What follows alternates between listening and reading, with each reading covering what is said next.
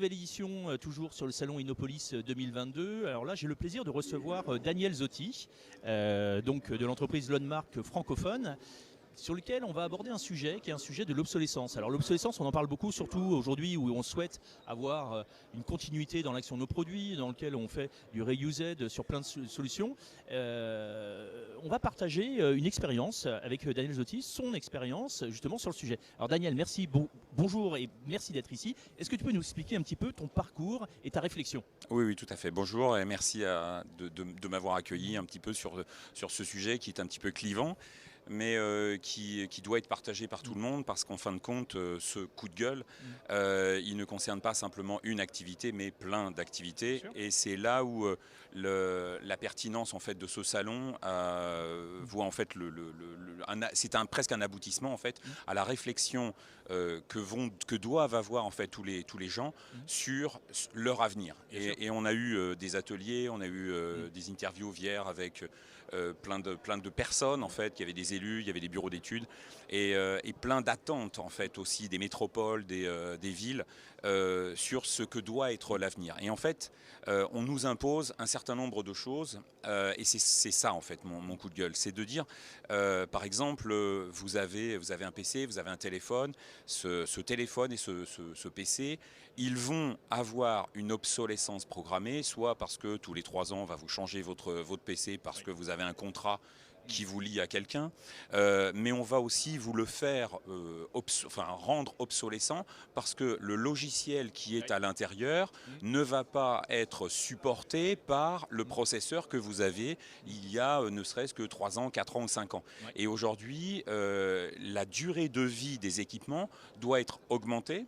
Donc c'est une action entre les fabricants, entre les éditeurs de logiciels qui doit être menée en faveur en fait des utilisateurs, en faveur en fait des citoyens, pour qu'on puisse, par exemple sur un téléphone, continuer à jouer avec une application que l'on va développer aujourd'hui sur un téléphone qui a 5, 6, 7, 8 ans. Parce que la pénurie... Oui, tout à fait. Mais en fait, la pénurie de matières premières, de composants fait que les produits doivent être plus durables.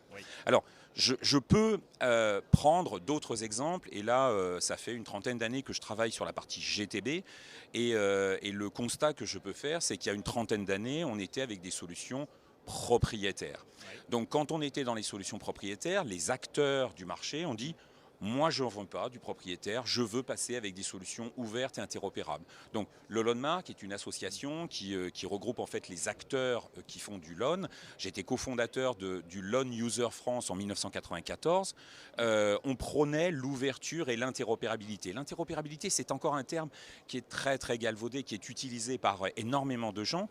Et l'ouverture, la standardisation, c'est aussi quelque chose qui est malmené. Malmené en fait, et pas toujours dans l'intérêt en fait de l'utilisateur. Et je dis souvent, prenez par exemple une prise électrique, elles sont toutes standards, mais vous ne pouvez pas déplacer un PC d'un pays à un autre. Pourquoi? Parce que ce n'est pas le même connecteur.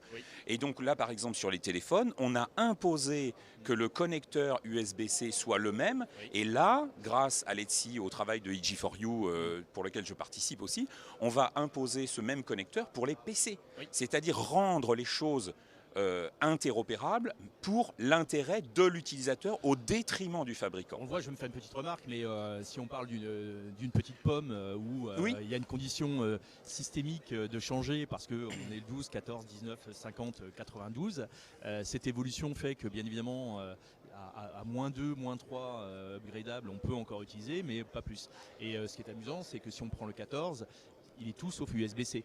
Donc c'est là où on s'interroge. Donc est-ce que c'est une volonté alors que c'est quand même un peu, je dirais, le groupe qui a lancé l'USB-C au départ? Mais en fait, hier, je discutais avec une personne qui avait suivi une conférence avec un Canadien et qui disait, alors pour la partie GTB, tant que vous aurez 4 Big Four, vous n'aurez pas d'ouverture et d'interopérabilité parce qu'ils vont imposer leur vision. Et ça fait une vingtaine d'années que je dis, si les prestataires qui fournissent du matériel font un protocole Schtroumpf, eh bien on fera tous du protocole Schtroumpf. Oui. Or, l'intérêt de l'utilisateur, c'est d'avoir une solution qui soit ouverte et interopérable. Oui. Donc je reviens sur la partie LON. Le LON, en fait, dans les années 90, ça a été créé au même titre que BACnet et que KNX, enfin EIB à l'époque.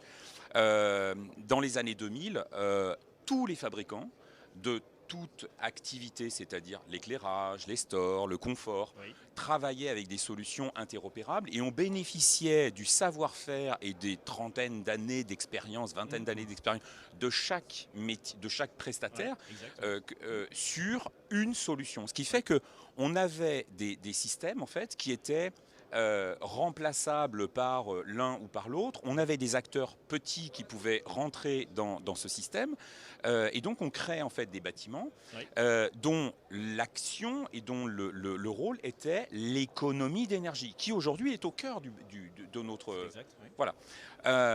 Je pense à des acteurs en fait qui aujourd'hui disent oh, il faut tout changer, il faut passer en IP parce que l'IP c'est gratuit.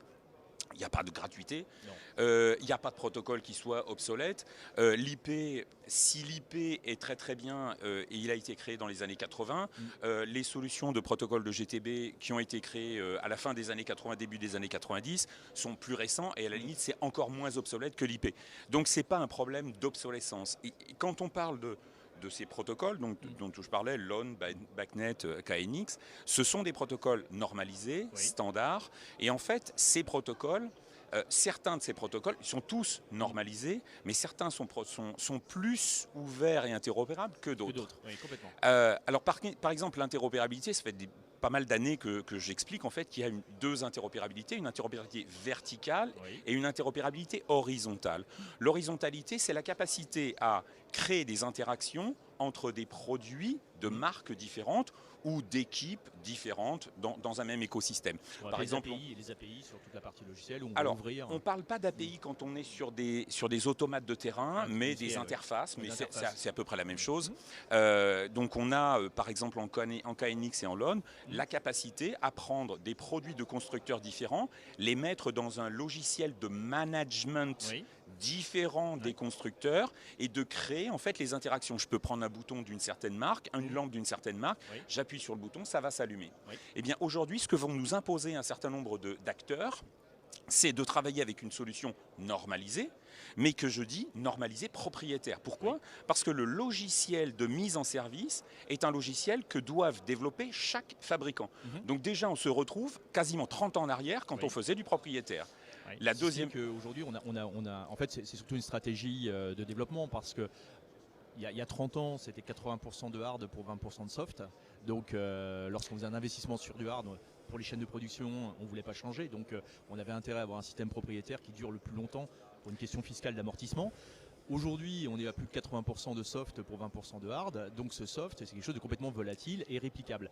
Donc il y a un besoin pour les industriels de se sécuriser sur ce point du logiciel. En fait, la sécurisation, ils la prennent différemment.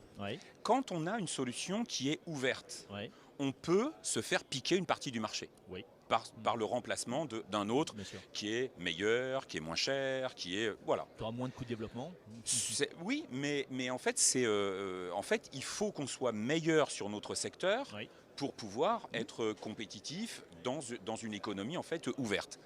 Lorsque l'on prend une solution où les choses redeviennent propriétaires, il y a beaucoup moins de concurrence et j'ai plein d'exemples où en fait des acteurs, par exemple des stores, ont fourni des solutions avec des interfaces BACnet et puis les gens du confort qui eux arrivent, eh bien on dit ah mais c'est très compliqué, vous comprenez la maintenabilité, la maintenance et hop, qu'est-ce qui s'est passé? On a viré les stores, on a mis une boîte avec 2 relais et on est repassé en propriétaire. C'est-à-dire qu'aujourd'hui on rend en fait les choses obsolètes en disant je vous remplace en fait tout ce qui a été vendu sur des solutions KNX, LON en particulier, Et on a des centaines de millions de mètres carrés qui sont gérés avec du LON en multi-constructeurs pour aujourd'hui repasser avec du BACnet monoconstructeur pour la maintenabilité. Alors, et donc en fait LON, les clients... Oui. Ouais. LON, alors comment vous positionnez en fait LON? Qu'est-ce que vous pouvez apporter aujourd'hui?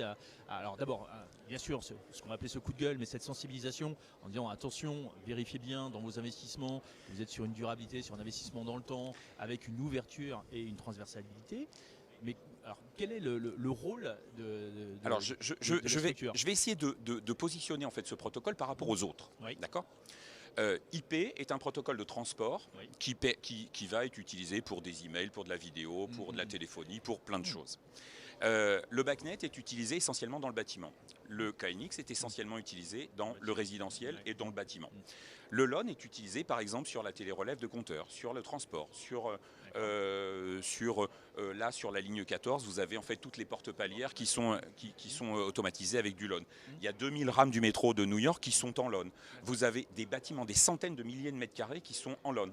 Donc en fait, toutes les stations-service utilisent du LON pour entre le terminal bancaire, la petite pompe et ainsi de suite. Donc si vous voulez, le LON est une solution de communication, d'automatisme sur le terrain, que certains acteurs pensent nous expliquer qu'elle est obsolète, elle est propriétaire, alors que c'est la seule ouverte, interopérable. Et pour dire qu'elle est vraiment ouverte, c'est que les produits que Oxitaline fait, donc ça je suis le PDG, on n'a absolument aucun ni composant, ni ligne de logiciel qui appartiennent à quelqu'un à part nous. Donc on a tout redéveloppé.